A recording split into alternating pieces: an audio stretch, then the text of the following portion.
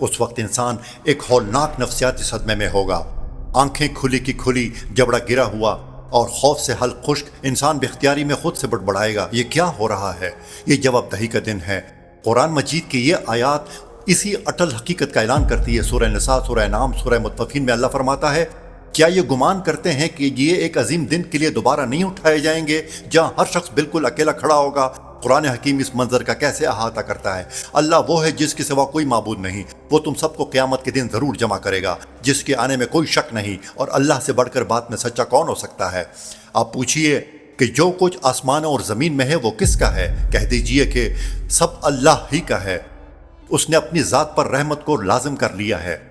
وہ تم سب کو قیامت کے دن ضرور جمع کرے گا، جس کے آنے میں کوئی شک نہیں۔ اے ہمارے رب، تو یقیناً انسانوں کو ایک ایسے دن جمع کرنے والا ہے جس کے آنے میں کوئی شک نہیں۔ بے شک اللہ اپنے وعدے کے خلاف نہیں کرتا۔ کہہ دیجئے کہ اللہ ہی تمہیں زندگی بخشتا ہے، پھر تمہیں موت دیتا ہے، پھر تمہیں قیامت کے دن جمع کرے گا، لیکن اکثر لوگ نہیں جانتے۔ اور سور پھونکا جائے گا، پھر ہم ان سب کو ایک میدان میں پوری طرح جمع کر دیں گے، پھر اس کے بعد تم سب کو یقیناً مرنا ہے، پھر تم سب قیامت کے دن دوبارہ زندہ کر کے اٹھائے جاؤ گے۔ آپ کہہ دیجئے کہ یقیناً اگلے اور پچھلے سب کے سب ایک مقررہ دن کے طے شدہ وقت پر ضرور اکٹھے کیے جائیں گے۔